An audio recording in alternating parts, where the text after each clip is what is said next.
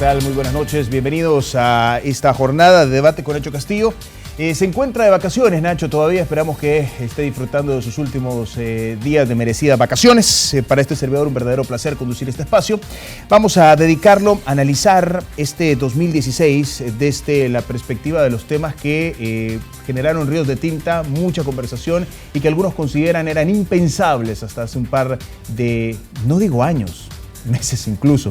Hoy con nosotros para tratar de poner el tema de la corrupción y el combate a la lucha contra la corrupción en perspectiva nos acompañan varios abogados, tres de ellos. Humberto Sáenz, presidente del Centro de Estudios Jurídicos. Bienvenido, qué gusto tenerlo acá con nosotros. Muchas gracias, buenas noches. Un gusto. Eduardo Escobar, miembro de Acción Ciudadana. ¿Qué tal, Eduardo? ¿Cómo le va? Un gusto. Gracias, buenas noches, un gusto. Y con nosotros también el abogado y exmagistrado de la Sala de lo Penal, Ulises del Dio Guzmán. Muchas gracias, Federico. Es un gusto estar con todos los televidentes. Muy bien, está planteado el tema y los invitados. Déjenos ahora agradecer al patrocinador de este primer segmento de debate, la Central de Seguros y Fianzas. Durante 30 años hemos consolidado nuestro liderazgo en fianzas.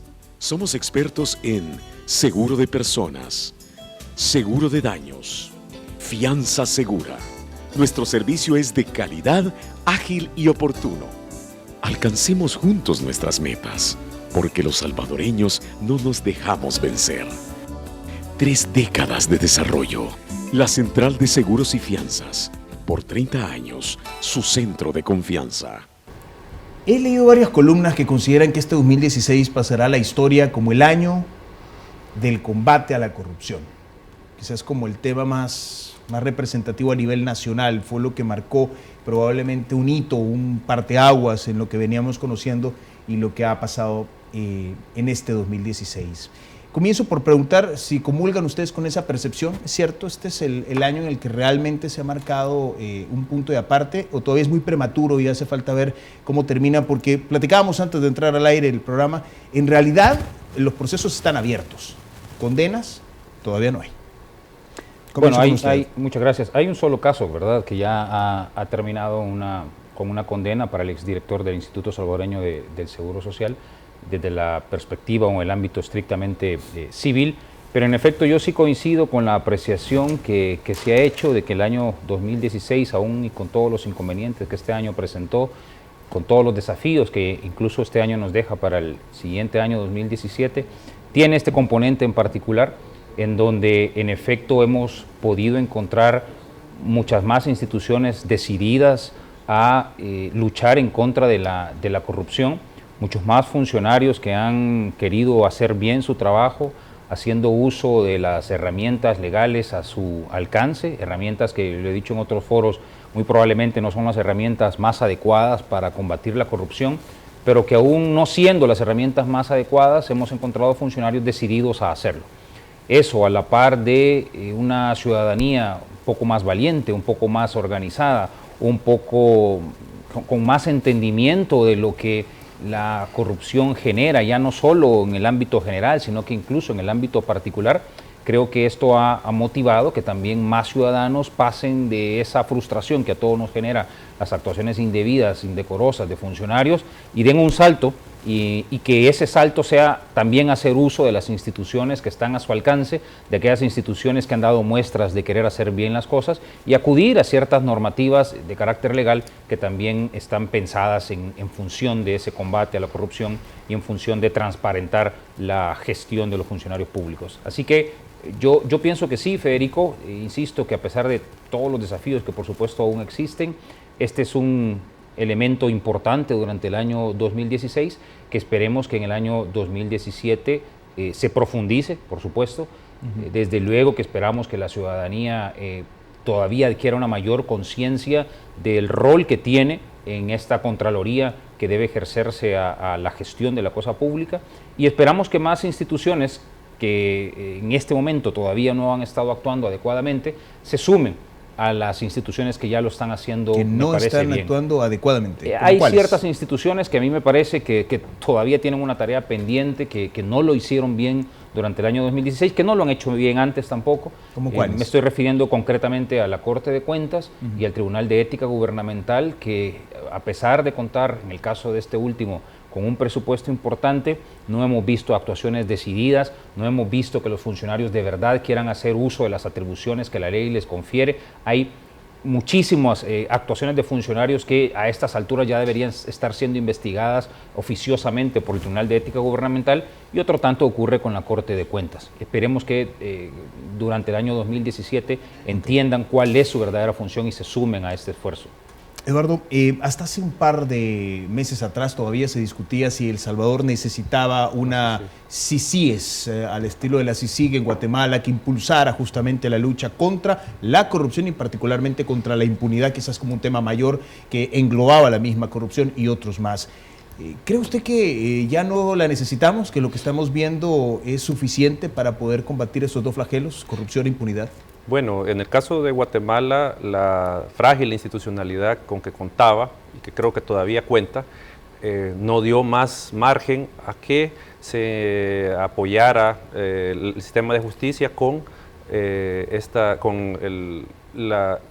los estados, con la comunidad internacional, y en esa medida es que se instauró la CICIG, porque ya institucionalmente Guatemala no tenía ninguna opción para combatir la corrupción, etcétera, etcétera. En el caso salvadoreño, yo siempre he sostenido de que había, y todavía creo que hay una ventana muy pequeña, un margen muy pequeño para que las instituciones nacionales puedan funcionar y puedan atacar la corrupción y obviamente generar una nueva dinámica política.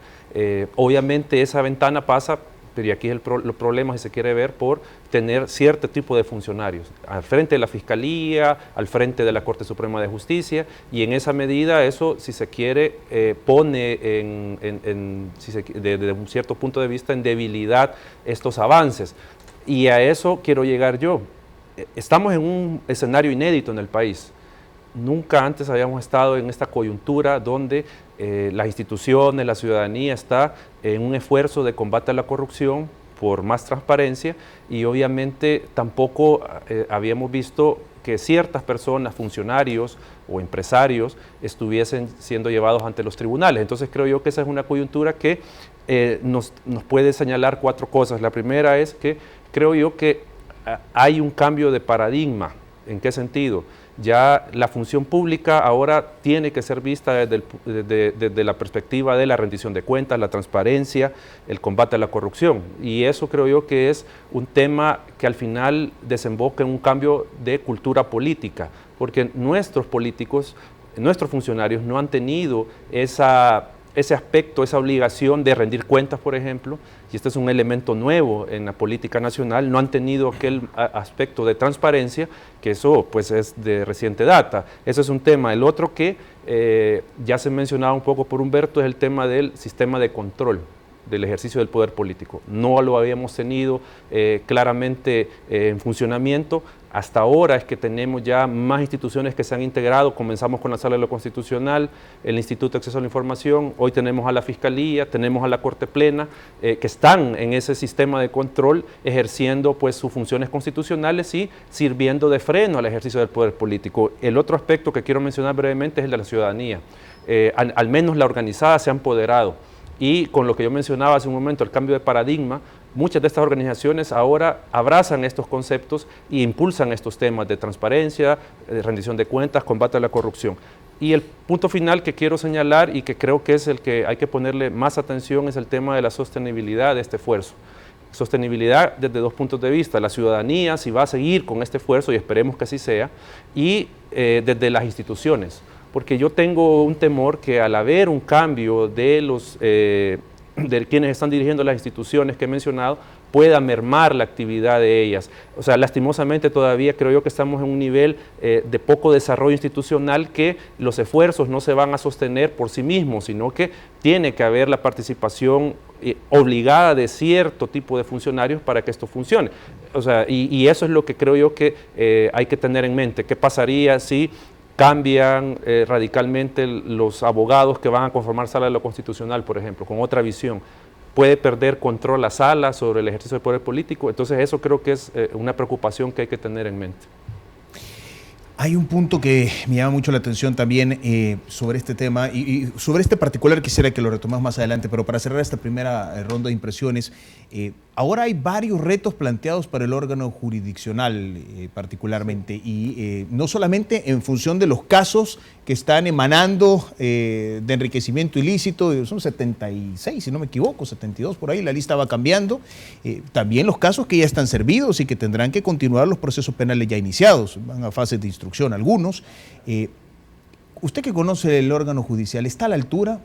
Algunos presentan serias dudas sobre eso.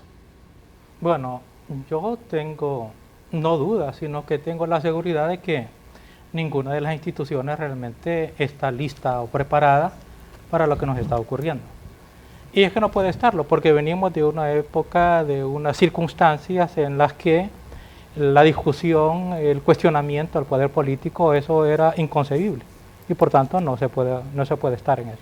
Creo que lo que ha pasado es que los medios tecnológicos particularmente han permitido que cualquier ciudadano se informe de cualquier cosa, que externe opinión sobre y que intercambie opinión con los particulares y que dé opinión con relación a los funcionarios públicos. Y ha permitido también al mismo tiempo el cuestionamiento del presidente de la República, del Ejecutivo, de la Asamblea, del órgano judicial, lo cual está muy bien, porque es una especie de tomar conciencia, primero conocer y tomar conciencia de lo que nos pasa. Creo que implícitamente, allá en la cabeza nos preguntamos, confusamente por lo menos, qué es lo que ha pasado, por qué razón después de 2 gobiernos del cambio y nosotros no hemos cambiado para mejorar, sino que hemos empeorado, porque la apuesta era cambiar, pero para mejorar. Y como vamos un poco mal en la economía, mal en la seguridad pública, por no mencionar otras cosas, entonces nos comenzamos a preguntar qué es lo que ha pasado. Y creo que la conclusión que comienza a figurarse dentro de la sociedad es que la corrupción es genética, genera otros problemas y los mismos problemas, se reproducen los males de la sociedad. Por eso es que creo que ahí está el despertar de la gente contra de la corrupción, a todos los niveles. Si usted me dijo hace un momento que la Corte no estaba lista, que de hecho no podía estarlo, ya ha explicado usted por qué, definitivamente. Y varias instituciones más. La pregunta es si se están haciendo los esfuerzos para ponerla a tono. Vaya, hemos visto, y no sé si usted compartirá las opiniones que han externado los otros 2 abogados, en el sentido, por ejemplo, de ver cómo algunas instituciones con nuevos liderazgos han tomado nuevos bríos. No sé si es un tema de liderazgo, si es un tema de depuración, si es un tema de cosas ocultas dentro de la Corte que poco se han transparentado en estos años, porque ciertamente la lupa ha estado puesta sobre la Asamblea, una lupa quizás de menor tamaño, pero también sobre el Ejecutivo, pero sobre la Corte como que todavía hay bastantes sombras. Bueno, es que yo creo que es una consecuencia o un resultado de la presión de la sociedad. La oscuridad con que se ha manejado el órgano judicial, la Corte Suprema de Justicia, ha permitido que cualquier cosa, cualquier decisión se pueda tomar sin cuestionamiento. Ahora, esto de que las decisiones ahora se tomen con más transparencia, en realidad no es una decisión de los magistrados del momento, no, es una presión que se ha venido ejerciendo. Si la propuesta de que las Cortes Plenas fuesen públicas viene desde antes. Es más, en mi periodo, en 3 ocasiones, llegó la propuesta expresa al Pleno de la Corte Suprema de Justicia. Y en la vez que obtuvimos la mayor votación fue 6 votos. Estuvimos bastante lejos todavía. Otras veces obtuvimos, creo que 3 votos. Es decir, todavía la Corte se cerraba en no discutir o exponer, deliberar la problemática judicial y algunas cosas, que no todas se pueden discutir, pero algunas cosas sí se pueden discutir públicamente, sobre todo aquello que le compete o que tiene interés la ciudadanía en conocer. En este caso, por ejemplo, de la probidad, creo que lo que ha ocurrido también es que probidad nunca fue realmente una unidad que se tomó en serio dentro de la Corte Suprema de Justicia, pero no porque se le quisiera ignorar, sino simplemente porque el quehacer jurisdiccional era el quehacer del órgano judicial y eso se consideraba como una cuestión administrativa a la cual no se le ponía mucha importancia. Hay quienes dicen que incluso hubo intenciones de desarticularla o dejarla estéril. No lo hubo, y yo sé a qué se refieren con eso, y yo estuve ahí y estoy consciente de que no lo hubo. Precisamente porque participé. ¿A qué se refieren con eso? En un cierto momento se solicitó el jefe de la sección de probidad, que no tenía entonces ninguna limitación, le solicitó a los bancos un informe con relación a cierto funcionario de Arena. Los bancos devolvieron la petición al presidente de la Corte y le preguntaron, mire señor, ¿cómo hacemos con esto? esto choca con el secreto bancario, le damos la información sí o no. El presidente de la Corte en ese momento no tomó la decisión, porque pudo haberlo tomado y le hubiera dicho a los presidentes, no le dé la información, y hubiera quedado eso oculto. Y le hubiera ordenado al jefe de la sección de probidad que no estuviera pidiendo eso, y no lo hizo. El presidente de la Corte llevó a debate al Pleno esa propuesta. En el Pleno, la posición que se tuvo, que fue la mayoritaria, dentro de las cuales yo sostengo y la sigo sosteniendo, era que llegamos a la conclusión, mayoritariamente, creo que entre 9 a 10 magistrados, que solicitar ese tipo de informe, por lo que dice la Constitución de la República, que la función de probidad es competencia de la Corte Suprema de Justicia, eso era competencia de la Corte. Pero que la Corte podía delegar estas cuestiones, porque son cuestiones que son administrativas. La función jurisdiccional no la puede delegar, pero la función administrativa sí. Pero nos quedamos solamente en la primera parte, que eso era competencia de la Corte Suprema de Justicia. Ahí vino, y además hubo una observación que también la señala expresamente. Eso se dio en un momento después de que a los funcionarios les habían dado finiquito de cumplimiento total. Entonces era una cosa así extraña.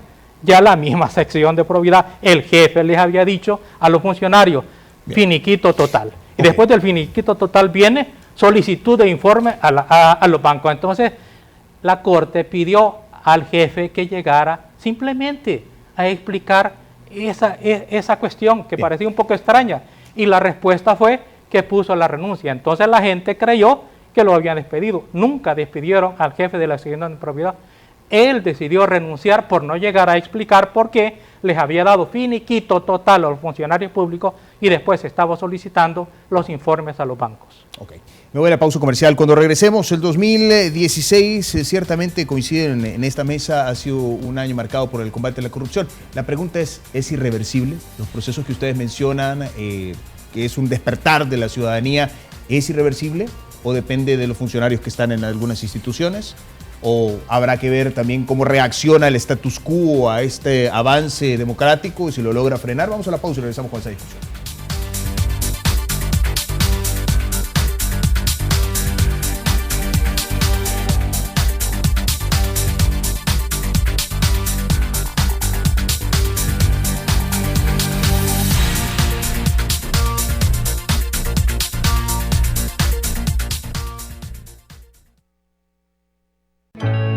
Los buenos resultados de CEPA son obras en acción. En nuestra gestión del año, modernizamos el aeropuerto Monseñor Romero, transformamos su entorno en distintas áreas, inauguramos la sala de despedida y la plaza de bienvenida, ampliamos con nueva plataforma en pista para más aeronaves, iniciamos la construcción de 4 nuevas salas de espera, incorporamos además un nuevo sistema de radar, aperturamos la nueva terminal de pasajeros en Ilopango, restauramos la superficie de muelles en el puerto de Acajutla, modernizamos la facilitación del flujo de carga de contenedores. Somos generadores de crecimiento económico.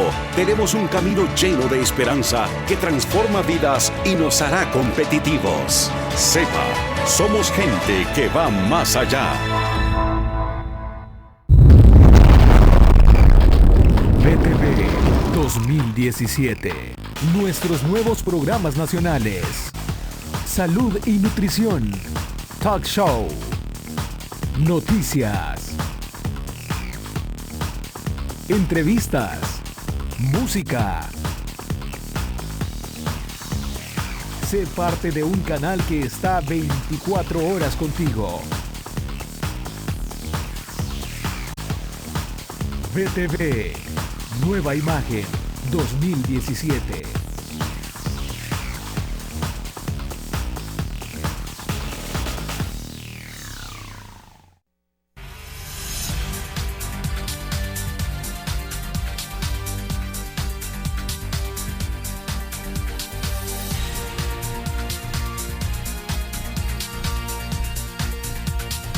Muy bien, gracias por continuar con nosotros. Este segundo segmento de debate es una fina cortesía de Banco Agrícola, juntos por una banca más humana. Creemos en el esfuerzo que día a día nuestra gente entrega para mejorar sus vidas, las de sus familias y su comunidad.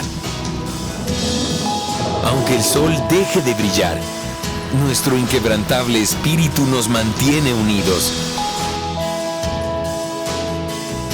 Porque juntos es como encontramos el verdadero valor de la vida y descubrimos que cuando aprendemos a cuidar al otro, a hacer lo correcto y a contribuir para que los demás tengan una vida mejor, es posible un mejor país. Banco Agrícola, juntos por una banca más humana. Muy bien. Bien, señores, la pregunta que quedó servida desde el bloque anterior ¿es irreversible esto que hemos visto en este año 2016 y que previsiblemente podría continuar en el 2017? Digo previsiblemente porque son 72, 76 casos todavía saliendo de la Corte Suprema de Justicia, pero falta todavía otras investigaciones que podrían abrirse desde la Fiscalía General de la República. Y la pregunta que uno se hace es si este proceso ya es irreversible o falta ver cuál es la reacción del status quo, porque yo no lo veo tampoco, no veo un cambio sin una resistencia, sería una cosa inédita. Comienzo con usted, don Humberto. Sí, claro, y muy de la mano con lo que tú estás preguntando, yo quisiera referirme a un tema que surgió durante el espacio anterior, durante el segmento anterior, y es el rol que han jugado algunas instituciones históricamente y de manera más específica el rol que en su momento jugó también la sección de probidad de la Corte Suprema de Justicia y la Corte Suprema de Justicia en pleno.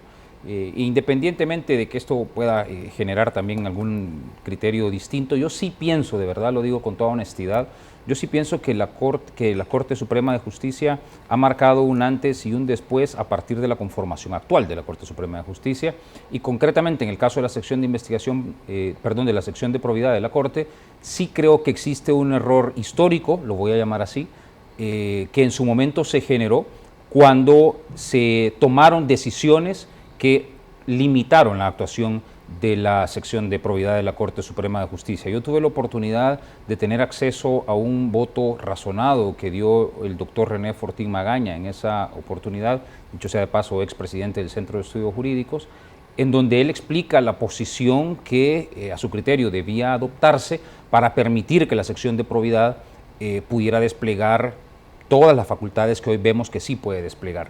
Entonces, hemos regresado a un momento en el que pudimos haber estado antes, eso es lo único que quiero decir, por eso lo catalogo como un error histórico, en donde muy probablemente hubiéramos podido evitar muchas de las cosas que ahora estamos sufriendo y nos hubiéramos enterado y nos hubiéramos empoderado además como ciudadanos desde mucho antes. Pero bien, no pasó y está pasando en este momento. Y la pregunta es si se trata de un fenómeno que podría considerarse irreversible. Desde luego que irreversible, hay pocas cosas que son irreversibles, no creo que sea un caso que pudiéramos catalogar como irreversible, pero esperemos que sí, es decir, no podemos asegurar que no regresemos a un estadio anterior, lamentablemente no lo podemos asegurar, pero yo esperaría que no regresemos a esos estadios, porque yo esperaría que cada vez la ciudadanía adquiera mayor conciencia de cuál es el rol que de verdad le corresponde dentro de esta Contraloría que hablábamos en el segmento anterior. Yo solo quisiera agotar el punto de la sección de probidad, porque ¿le parece a usted entonces que sí hubo una intención de maniatarla, de volverla no operativa, que esté ahí pero que no haga nada? Yo no puedo decir si hubo intención o no intención. Lo que sí puedo decir es que se le limitó. Si esa era la intención, no lo sé, no estaba en los zapatos de los magistrados en ese momento. Pero la consecuencia fue que sí se le limitó. Bueno, pero tenemos la suerte que tenemos un magistrado que sí estaba en su zapato en ese momento, un ex magistrado. No, sostuvo una posición y la sigo sosteniendo. Siempre he sido claro en esto.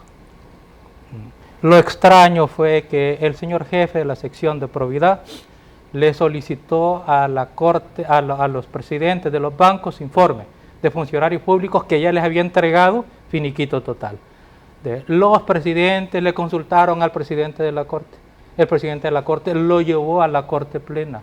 Ahí se discutió y se llegó a la conclusión que esa era una atribución de la Corte en pleno, porque así lo dice la Constitución. Sin embargo, no estaba la Corte Plena denegándole la delegación, no atribución propia, delegación al señor jefe de la sección de probidad. No era ese el punto.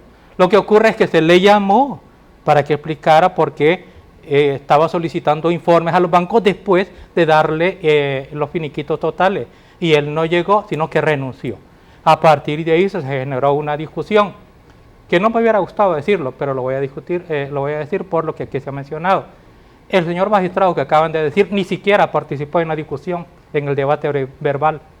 Fueron otros magistrados los que participaron verbalmente y ellos sostenían la posición de que esa era la posición, atribución propia del jefe. Los demás decíamos que no, que lo que podíamos hacer era asumir que era la competencia del Pleno y delegárselo. No se llegó a ese punto porque realmente, y aquí con mucho desagrado también lo digo, en esas discusiones en las que se iba a someter, porque después de decir es atribución de la Corte Plena, se llevó el punto 2 o 3 veces al Pleno. ¿Para qué? Para que se discutiera la delegación al señor jefe de la sección de probidad. Y en ese momento, algunos magistrados ni siquiera permitieron la discusión, comenzaban a discutir y a insultar. Eso fue lo que impidió que se le delegara. Magistrados a insultar. Magistrados ahí en la Corte Suprema de Justicia. ¿Y ese incluso nivel de hasta se pasión suscitó es normal un incidente. o es un nivel de pasión bueno, creo que se justifica en la defensa de otros intereses? Porque ellos presumían que simplemente no se le quería dar esa atribución y no era ese el punto. Y además quiero señalar otra cosa. Lo que se hizo en esta Corte Suprema de Justicia fue que delegarle justamente esa atribución al jefe de la sección de probidad. No se le reconoció que él era el titular, sino que para delegar se necesita asumir la función y conferírsela. Eso era justamente lo que se iba a hacer en esa otra sección, en esas otras deliberaciones en que se sometió el punto y no se pudo porque los niveles de discusión realmente se volvían degenerados. Sí, yo sin entrar a consideraciones individuales, evidentemente, Federico, lo que sí quiero hacer notar y quiero ser bien enfático en eso, es que cuando yo mencionaba que hay un antes y un después en la sección de probidad de la Corte Suprema de Justicia, es algo que salta, que es evidente, que no necesita anteojos. La sección de probidad de la Corte Suprema de Justicia no estaba haciendo absolutamente nada. La sección de probidad de la Corte Suprema de Justicia estaba ahí como un departamento, como una sección más, casi que de adorno, una sección ornamental. Eso ya no es así. Y ya no es así porque hubo una voluntad de la actual Corte, ninguna de las anteriores, de la actual Corte, hubo una voluntad para regresarle las atribuciones que siempre ha tenido, con una ley obsoleta, con una ley que no es la mejor, con una ley que debería cambiarse. Pero está ahí, una ley de 1950 que con todos sus defectos ha permitido que hoy tengamos a expresidentes siendo procesados. Ya veremos qué sucede en el año 2017, ya veremos qué acontece en el órgano judicial y el resultado de todas estas investigaciones, tanto desde la perspectiva civil como desde la perspectiva penal. Pero la puerta se abrió. La puerta se abrió y eso gracias a funcionarios que ahora sí quieren hacer bien las cosas. Y esa es mi pregunta de este bloque, fundamentalmente, si esa puerta que se ha abierto se puede cerrar. A ver, vemos clara diferencia. No sé si hay que hablarlo en el terreno especulativo o ya hay evidencia suficiente para consignar, pero hay una clara diferencia entre la fiscalía anterior y la actual. No solamente en los casos que está procesando, sino también en lo que se ha conocido últimamente a partir de la aceptación del mismo ex fiscal de haber recibido dinero. Entonces, a la larga uno se pregunta, bueno, mire, con esta situación así, ¿qué impide que el siguiente fiscal no vuelva a cerrar la puerta? Hemos visto, por ejemplo, una sala constitucional que a muchos no les gusta, a otros sí, pero ciertamente marcó un punto de control que no había existido en el precedente inmediato. Y uno dice, bueno, ¿qué tanto esta configuración podrá volver a repetirse en la próxima selección de magistrados? Y así otras instituciones. Por eso pregunto yo si esta reacción del status quo no va a tener la fuerza suficiente para volver a cerrar la puerta. Yo pienso que, insisto, están todos los elementos necesarios como para que esto no ocurra. Ojalá que no sea así. Porque si la ciudadanía entiende que tiene una injerencia en que esto pase de nuevo o no, y esa injerencia pasa por el ejercicio democrático del voto, por la elección de las personas que primero en la Asamblea y luego a través de la elección que realizan los diputados de la Asamblea, de estos otros funcionarios, como Fiscal General de la República, magistrados de Corte de Cuentas, magistrados de Corte Suprema de Justicia, si la ciudadanía entiende que su rol es importantísimo en primero elegir a estos diputados y en segundo controlar la elección que estos diputados están realizando de estos otros funcionarios, como estos que acabamos de mencionar, entonces yo creo que sí podemos ir profundizando en ese cambio de instituciones que hemos venido Ese es un excelente punto el que plantea el señor Humberto Sanz. Don Eduardo, ¿cómo le exijo yo, ciudadano, al diputado por el cual voté, que en realidad elija a los funcionarios idóneos a las instituciones y no como ha ocurrido históricamente en el reparto político o el cálculo de intereses. Yo, por ejemplo, no he podido encontrar, y he leído varios artículos que el Departamento de Producción preparó para esta entrevista, y casi todas las elecciones han sido objetadas por alguien considera que se hizo un reparto de cuotas, alguien considera que los funcionarios que se han elegido para diferentes instituciones responden a intereses políticos o partidarios más que a los intereses de nación. Entonces yo me pregunto cómo podemos exigirle a los diputados que esas elecciones de segundo grado, que son claves, sean correctas. Bueno, yo creo que ese es un tema muy complejo, o sea, de dar una respuesta que pueda de alguna otra manera solucionar esa problemática que tenemos, que ya el Centro de Estudios Jurídicos la ha vuelto a señalar con la elección de los concejales del CNJ, ¿verdad? Que hay vicios de inconstitucionalidad ahí.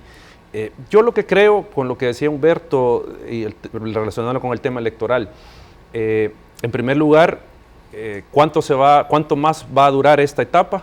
Al menos 2018 lo vamos a tener, porque todavía en esa época se tiene que elegir de nuevo fiscal, se elige sala de lo constitucional, ya habrán nuevos magistrados de Corte de Cuentas electos a esa fecha. O sea, creo que por ahí, o sea, el 2018-2019 va a ser un momento crucial para el país para ver si continuamos en esta ruta o nos detenemos, que reversión creo que no puede haber, sino que estancamiento y en todo caso sostenibilidad, como yo mencionaba hace un momento.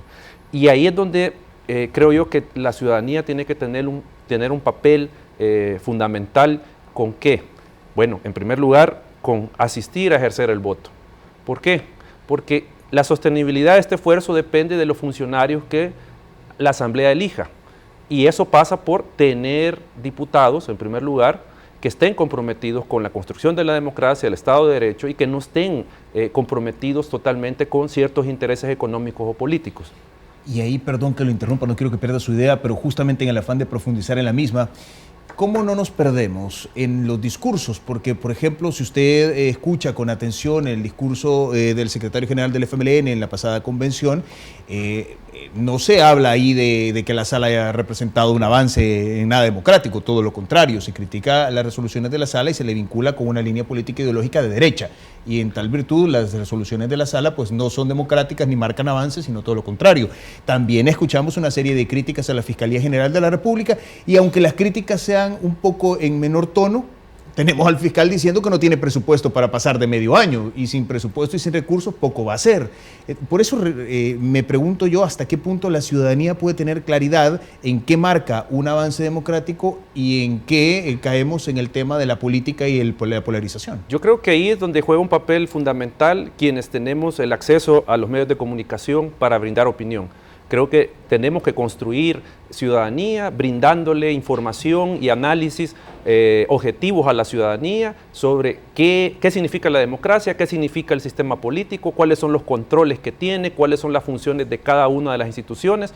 O sea, para que la ciudadanía vea que la Sala de lo Constitucional no ha ejercido una función más allá de la Constitución, más allá de la ley, o sea, sino que eso es lo que le correspondía hacer y como ya lo dijo el ex magistrado, no lo ha hecho, o sea, no están acostumbradas nuestras instituciones a funcionar de esta manera, a controlar. Recordemos que la Constitución tiene un sistema de frenos y contrapesos donde las diferentes instituciones tienen ciertas delegaciones de funciones que sirven de freno al ejercicio del poder del otro. Y eso es lo que no habíamos tenido, porque si ustedes se percatan, y no voy a decir nada nuevo, pero la Asamblea Legislativa supeditada al Presidente de la República, siempre supeditada, ahí no pasaba, no había discusión, sino que simplemente lo que decía, una Corte Suprema de Justicia que si bien no podemos decir o no podemos afirmar alineada con el Presidente de la República, pero sí en una lógica de no afectar al poder político.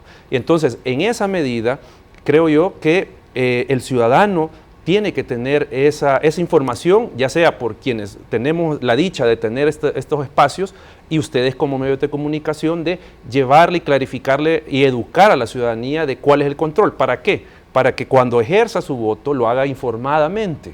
Porque ese es el punto. O sea, si vamos a volver si yo puedo ser militante o ser afín a un partido político, pero yo tengo que tener claridad de cuáles son los diputados que están en función, cuáles son aquellos funcionarios que están en la lógica de construir Estado de Derecho, democracia y obviamente ejercer mi voto, si bien por el mismo partido, pero excluyendo a estas personas que no han tenido un feliz paso por la política. Hay un concepto, abogados, que ustedes dominarán mucho mejor que yo, que es el de juicios paralelos.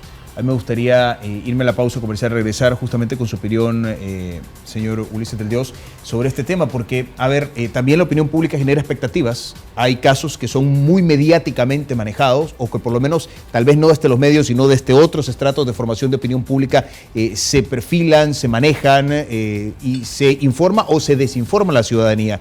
Entonces, la pregunta a la que quiero llegar es, en este combate, el que creo que todos celebramos contra la corrupción, contra la impunidad, ¿en qué momento también se hace balance con la presunción de inocencia? ¿En qué momento también se hace balance con la independencia judicial? ¿En qué momento también se hace balance con el Estado de Derecho?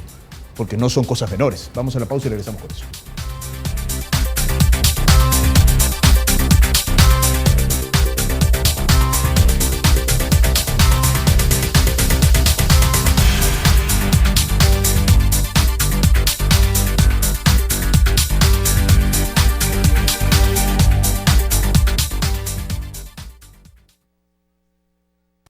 Durante 30 años hemos consolidado nuestro liderazgo en fianzas. Somos expertos en seguro de personas, seguro de daños, fianza segura. Nuestro servicio es de calidad, ágil y oportuno. Alcancemos juntos nuestras metas, porque los salvadoreños no nos dejamos vencer. 3 décadas de desarrollo. La Central de Seguros y Fianzas. Por 30 años, su centro de confianza.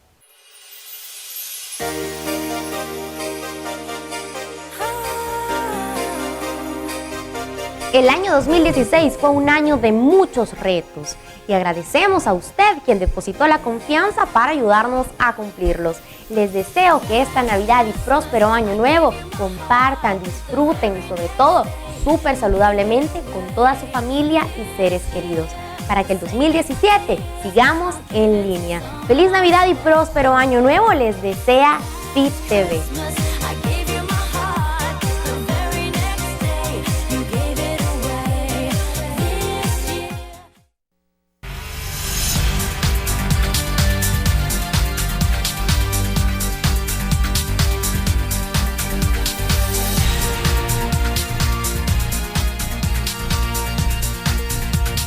Muy bien, gracias por continuar con nosotros. Este tercer bloque es una fina cortesía del Sistema Fede Crédito. Con tus tarjetas de crédito del Sistema Fede Crédito disfruta de las mejores ventajas. Todos mis días son diferentes, pero todos tienen algo en común. Y es que cuando compro algo que me gusta, yo prefiero pagarlo con mi tarjeta de crédito del Sistema Fede Crédito, porque con ella disfruto de increíbles descuentos permanentes, promociones en comercios afiliados y además puedo canjear mis Fede Puntos acumulados por dinero en efectivo. Por todos estos beneficios, siempre va conmigo. A la vuelta de la esquina, estamos donde tú debes estar. Sistema Fede Crédito. Queremos darte una mano. Bueno, gracias por continuar con nosotros. Señor Ulises del Dios, ¿cómo se hace balance entre la pronta y cumplida justicia que uno espera, sobre todo en temas como la lucha contra la corrupción y contra la impunidad que tanto daño le han hecho a este país? Le han hecho o le seguirá haciendo, no lo sé. Y por otra parte, ¿cómo se respeta la presunción de inocencia? ¿Cómo se respeta la independencia judicial? ¿Cómo le damos ese margen a que el Estado de Derecho funcione, ¿no? Y funcione en términos jurídicos y no en términos de protestas de calle, de manifestación ciudadana, que no necesariamente siempre va a responder al Estado de Derecho? Mire, yo creo que hay que ser realista. Las condiciones históricas son las que han creado condiciones para cambios reales. Y claro, en unas condiciones reales de cambio puede producirse el cambio, porque si no son cambios de discurso, cambios de palabra. Los medios de comunicación, en principio, el mismo nombre lo dice, son medios. Es decir, debe de canalizar la información, los hechos, las opiniones que vienen de la sociedad, no crearlas. Pero no todos los medios son así, ¿verdad? Hay medios que crean, y hay medios que crean, digamos, bien intencionadamente, hay otros que distorsionadamente, falsamente. Entonces también habría que ver de medio a medio, no todos son iguales. Hay unos que sí funcionan bien en función de la democracia y otros que no. Ahora, la ciudadanía, con todo y lo que ha mejorado en información y niveles de debate, aún así es altamente manipulable a través de los medios de comunicación y altamente vulnerable a través de las informaciones que se dan por esas redes virtuales, llamadas redes sociales de comunicación. Cualquier cosa que se mete de repente ya produce un efecto y la gente comienza a creer que eso es cierto, porque como no tiene otra forma de constatarla, entonces es fácilmente manipulable. Si no, no tendrían gran importancia los trollers, que son distorsionadores de información. Bien, dicho esto, lo que quiero señalar es que eso que se le llama juicios paralelos, que en el fondo no son creados en principio por los medios de comunicación, son muy importantes para la verdadera justicia. Los jueces, en términos generales, con el respeto y cariño que le tengo, son tímidos frente a la opinión pública. Los jueces son tímidos frente a la opinión pública. Si la opinión pública es grande con relación a que alguien debe ser condenado, tienden a condenarlo. Si la opinión pública es grande con relación a que alguien debe ser absuelto, tienden a absolverlo. Aunque el malestar de la gente produce una cierta opinión predominante con relación a condenar a las personas. Perdón que me interrumpa porque me parece fundamental y solo quiero que me lo explique. O sea que si yo le monto una manifestación afuera de un tribunal, si un ejército de troles está demandando una condena, entonces lo van a condenar. Y señalando que el juez puede ser corrupto si no falla de un cierto lado, el juez se siente intimidado. La Corte Suprema de Justicia incluso, en un cierto caso, mandó a la sección, al Departamento de Investigación Judicial, a ir a monitorear una audiencia, perdónenme, pero esa es una intromisión que no se permite a ningún nivel, porque la independencia judicial debe ser tal que el juez que está ahí conociendo no debe tener presiones de nadie, ni siquiera de la Corte Suprema de Justicia. ¿Para qué? ¿Cuál era esa presión? Para que resolviera de un cierto modo. Entonces los jueces se ven asustados, se ven intimidados, porque también la Corte Suprema de Justicia, para suspender o para quitar a alguien, muchas veces, les digo con toda franqueza, no conoce bien los casos, no les da oportunidad a los jueces. Aquí hablamos de debido proceso y es fácil hablarlo, de lo que vemos. Sin embargo, por ejemplo, un asesino, un secuestrador, un violador, tiene la oportunidad de estar cara a cara frente al fiscal, al defensor, al juez, decir sus propias cosas, decir su versión. Un juez no tiene esa oportunidad. Cualquier cosa puede pasar en el seno de la Corte Suprema de Justicia y de repente le informa que está suspendido o que está inhabilitado. Son cosas que todavía deben de corregirse. Entonces los jueces son vulnerables. Por eso digo, para que haya una verdadera independencia, pronta y cumplida justicia, también la Corte Suprema de Justicia debe de ser más objetiva, debe de ser más prudente, debe de actuar también protegiendo al juez que es denunciado falsamente, infundadamente, y descubrir realmente quiénes no lo son. A mí me llama la atención, por ejemplo, que y ustedes que son abogados, me corrigen si me equivoco, no he visto gremiales de jueces salir a la defensa, por ejemplo, de la independencia porque judicial. Están intimidados. Yo te cuento un caso de varios que yo vi. ¿Intimidados por quién? Por la misma Corte. Yo te cuento un caso. La Corte Suprema de Justicia, llega el jefe del Departamento de Investigación Judicial, en 5 minutos cuenta la historia e inmediatamente iban a votar, a destituir a un juez. ¿Por qué? Porque el juez era tan cínico que había confesado que había recibido una mordida de parte de una de las partes, al levantar la mano. Bueno, pero entonces está bien, ¿no? No, permitime, ya ves lo que te digo, es fácilmente ¿Sí él había manipulable, es fácilmente manipulable. Un magistrado pide un segundito, por lo menos, le hace la confesión del señor juez. Y el juez explicaba por qué razón es que le habían presentado esa denuncia. Nunca había confesado que él había agarrado dinero. Es más, al contrario, estaba diciendo, nunca lo agarré y por estas razones es que a mí me están denunciando. Si ese magistrado no pide en ese momento, lean la confesión, ese señor juez ya no sería juez. Entonces, ¿qué es lo que quiero decir? Pues que no se ven los casos con la verdadera seriedad. Usted me está diciendo que iban a votar sin haber leído ni siquiera la confesión. Así es, hombre, para que no lo atrevemos a decirnos, pero así es. ¿Eso pasó cuando usted era magistrado? Así es, yo lo vi. Además, no es el único caso. Por eso es que yo estoy seguro de que esos casos deben de cambiar. Esa forma de juzgar a los jueces deben de cambiar. Con mucho respeto, porque entonces los jueces se sienten intimidados. Con mucho respeto, licenciado, a usted cuando fue magistrado lo acusaban de oponerse a una depuración judicial. ¿Por qué razón? Precisamente por eso. Porque yo realmente lo que pretendía era que se analizara la prueba y es más, que se le diera también la oportunidad al juzgado, al juez de estar frente a la corte y dar su versión, o al profesional de dar su versión. Llegan, otro caso concreto rápidamente, a un profesional, un notario, llegan y le dicen 17 infracciones en la aplicación de la ley del ejercicio notarial de la jurisdicción voluntaria. No, este hombre es totalmente inepto. Explique antes de votar, porque a votar iban ya por inhabilitarlo. Explique, hombre, en qué consiste esos casos de inaplicación indebida de la ley. Y comienza a explicar y resulta que el notario había aplicado bien ese primer caso. Y solo un caso se iba a ver, porque como el jefe dijo que todos los demás casos eran iguales, pues entonces con uno bastaba.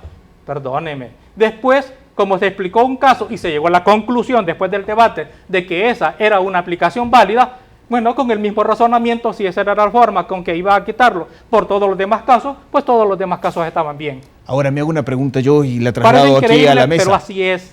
Me hago una pregunta y la traslado aquí a la mesa.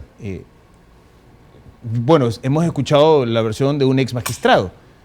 El problema es contra qué la contrastamos, porque muchas de esas reuniones no están tan ventiladas como si lo están, por ejemplo, las discusiones de la Asamblea Legislativa. Por eso me señalaban a mí que yo protegía a la gente corrupta. En el primer debate, cuando se debatió sobre si se extraditaban o no los militares, mi oposición fue siempre clara, no a la extradición de los militares. No voy a mencionar los nombres, pero un magistrado me dijo que yo y otro magistrado éramos defensores de los criminales de los jesuitas. Perdónenme, esa es una forma de debatir las cosas, hombre. Yo quiero mencionar algo. Adelante. Sin lugar a dudas, hay en las diferentes instancias estatales todavía ciertos vacíos, ciertas violaciones al debido proceso o ciertas irregularidades o ciertos vacíos. Por ejemplo, y no es porque yo quiera atacar a la Corte Suprema de Justicia, pero recordemos que en los casos de probidad no había un criterio claro, no habían criterios para elegir los casos, por ejemplo. Y eso se señaló que hasta llegó al Instituto de Acceso a la Información en ese caso para que se definieran los procedimientos. O sea, yo no quiero al final estar cuestionando lo que está haciendo la Corte Suprema de Justicia, que para mí está bien, pero el tema es que hay todavía ciertos vacíos en los procedimientos, en los debidos procesos, que creo yo que es necesario aclarar. ¿De cara a qué? A que la población tenga plena confianza que lo que se está haciendo no es una cuestión política, correcto, sino que es una cuestión de aplicación de la justicia. Qué bueno que usted menciona eso, Eduardo, porque justamente esa es mi pregunta. Estamos en el 2016, 2017 será año preelectoral, entonces todos estos procesos que puedan ser una legítima búsqueda de pronta y cumplida justicia, de combate a la impunidad y particularmente al flagelo de la corrupción, van a caer en el debate político como ya lo hemos venido viendo. Estamos en ese riesgo, entonces, en realidad. ¿Cómo hacer si tenemos jueces tan susceptibles, a partir de lo que ha dicho el señor Ulises Gómez? Tomémosle la declaración a él. Si esto es cierto, que los jueces son tan vulnerables a la opinión pública, entonces no solamente estamos en peligro de que se vaya a trivializar los avances en materia de lucha contra la corrupción, sino además a que se le vulnere a cualquiera la presunción de inocencia. Eso creo que es un riesgo el que ya en este año 2017, que yo no lo diría que es preelectoral, ya es electoral, porque recordemos que van a haber internas en los partidos. Entonces hay un riesgo de que todo este esfuerzo se pueda politizar y al final restarle credibilidad a lo que ha hecho Providad, por ejemplo, que ya está siendo cuestionado. O sea, pero eso, la medicina para eso es que los involucrados, las instituciones involucradas, los funcionarios involucrados, tengan ante la población la debida transparencia y claridad de cómo están procediendo y por qué están procediendo, porque si no, esto va a someter a presión todos estos procesos y los van a desacreditar y eso sería peor. Si yo tal vez añadir, Federico, porque tú preguntabas cómo contrastar esto con alguien o con algo, ¿verdad? Y cómo identificar si en efecto el problema se limita a una deficiencia en el procedimiento que se está llevando en este momento en la Corte Suprema de Justicia o anteriormente en la Corte Suprema de Justicia, y estoy refiriéndome básicamente a la depuración judicial. Pero yo creo que eso hay que contrastarlo con la realidad, y en la realidad, ¿qué es lo que estamos viendo? Hay muchos buenos jueces, por supuesto, pero hay muy malos jueces. Hay jueces corruptos, evidentemente, y hay jueces, de nuevo, sin generalizar, que sí están muy susceptibles a ser influenciados por la presión ciudadana o por la presión de grupos sociales o por la presión de grupos políticos. Bien, pues entonces, respetando, desde luego, todas las garantías constitucionales, respetando, por supuesto, la presunción de inocencia, respetando, por supuesto, la garantía del debido proceso, la Corte Suprema de Justicia tiene que agilizar la depuración judicial. Porque si queremos combatir la corrupción, si los ciudadanos vamos a exigir que se combata la corrupción, el órgano judicial forma un rol fundamental en este combate a la corrupción. Y por supuesto que necesitamos buenos jueces, necesitamos jueces valientes, necesitamos jueces incorruptibles. Con lo que ese proceso que tiene ya muchísimo tiempo, y para todos los que operamos de alguna manera en el sistema judicial, pues sabemos que existen malos elementos que desde hace mucho tiempo debieron haber sido separados y que todavía no entendemos por qué están en el órgano judicial. Ahora, don Humberto, comparto totalmente esas opiniones, aunque no me toca a mí opinar, pero comparto totalmente ese punto. Pero me pregunto yo, imagínese, ponga usted en los zapatos de un juez de paz, al que le llega un caso sonado de una figura, un figurón de estos procesado por corrupción. Le montan toda una manifestación afuera del tribunal. Recuerde que hay declaraciones de funcionarios diciendo que hay clicas en el órgano judicial, que si usted no lo tramita, pues evidentemente podrá enfrentarse a la presunción de que a lo mejor a usted lo pagaron o lo amenazaron. Y por otra parte tiene aquel principio constitucional de la presunción de inocencia. ¿Cuántos jueces ve usted en realidad enfrentándose al status quo, a la presión mediática? Pues debemos apuntarle que sean muchos, porque a ver, el hecho de que sea un juez de paz no significa que vamos a ver de menos a ese juez, o que vamos a menospreciar a ese juez, o que vamos a asumir que tiene una calidad o una entereza diferente a un magistrado de la Corte Suprema de Justicia. En realidad deberíamos partir de una premisa completamente contraria. Ese juez de paz debe ser una persona, debe ser un funcionario con las mismas características que le exigimos a un magistrado de la Corte Suprema de Justicia, con lo cual ese juez de paz, no importa de dónde sea, debe tener la entereza suficiente para conducir un proceso de este tipo, y si no la tiene, debe ser separado, por supuesto, otra vez, siguiendo los procedimientos establecidos, dándole la oportunidad, evidentemente, de que presente su caso, de que presente sus argumentaciones, pero necesitamos un órgano judicial fuerte. No podemos exigir, decía, que durante el año 2007 nosotros como ciudadanos vamos a querer que la corrupción siga siendo combatida y que puedan darse ya resultados concretos en ese combate a la corrupción. Bien. Si no contamos con un órgano judicial independiente, probo y que esté dispuesto a llevar estos casos. Vamos a dedicar el último segmento de este programa a analizar el rol que tenemos los ciudadanos. Tanto los ciudadanos no organizados como aquellos que, como ustedes, forman parte de la sociedad civil organizada. Y, muy importante, cómo diferenciamos la auténtica sociedad civil organizada de, con mucho respeto, pero hay que decirlo, organizaciones de fachada de partidos políticos. En año preelectoral, bueno, electoral, porque le compro a don Eduardo su análisis. Vamos a la pausa y volvemos.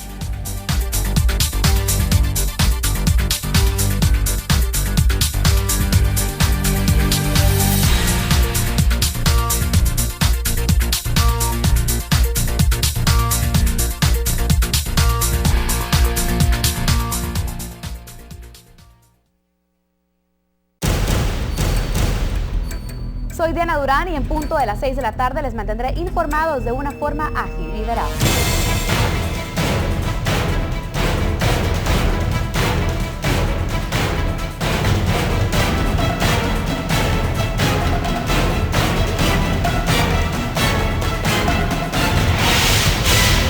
Somos los primeros en llevarles lo más importante del acontecer político, económico y social de nuestro país. La actual situación en Hospital Luz. Las emergencias están siendo atendidas. Son 3 meses de retraso. A firmar una ley de responsabilidad fiscal. Todo lo que a diario es noticia a nivel internacional, usted lo tendrá con nosotros. Sin lugar a dudas, somos la mejor opción para informarse al finalizar la tarde, aquí en Noticias VTV.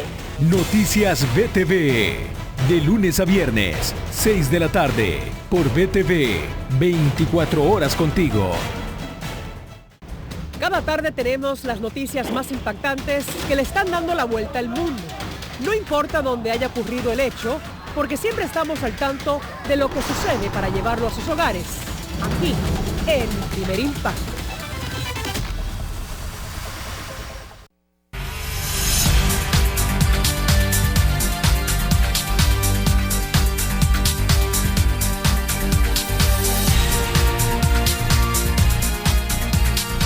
Bueno, Bueno, gracias por continuar con nosotros. Vamos a este cuarto segmento de debate. Y me gustaría que lo dedicamos justamente a eso que es muy importante. ¿Qué debe hacer la ciudadanía, la población salvadoreña ante estos temas? Porque le incumbe. Me llamó mucho la atención la declaración de la señora embajadora de los Estados Unidos cuando decía en El Salvador hay plata. El problema no es de plata, el problema es que dónde está la plata o dónde se llevan la plata y quién es que se la lleva. Eso no lo dijo ahí, eso cae por su propio peso. Y en esa lógica de que la corrupción va drenando recursos, va afectando a la ciudadanía, pues evidentemente algo tiene que pasar desde el ciudadano común y el ciudadano organizado. Pero ¿cómo evitar que esa organización se convierta en una pieza más de la polarización y del juego político? Digo, porque ahí se desnaturaliza. Comienzo con usted, don Humberto. Sí, yo creo que, bueno, aquí está Eduardo que podrá explicar mucho mejor, pero Eduardo como representante de Acción Ciudadana podrá comentar de mejor manera cuál es el rol que una organización con un movimiento social como este ha podido realizar en dos temas que a mí me parecen fundamentales. El primero, el financiamiento de los partidos políticos, ¿verdad? Y el destino que se hace de estos fondos. Y segundo, de manera más reciente, el hecho de iniciar una investigación o pedir que se inicie una investigación para identificar qué está sucediendo en la Asamblea Legislativa con ciertas partidas presupuestarias que en apariencia están siendo destinadas a instituciones privadas sin absolutamente ningún control. Menciono estos dos casos concretos porque me parece que son ejemplos perfectos para ilustrar a la ciudadanía de qué es lo que se puede lograr cuando existe un mínimo de organización y cuando existe un mínimo de entendimiento y una verdadera intención de hacer algo por el país.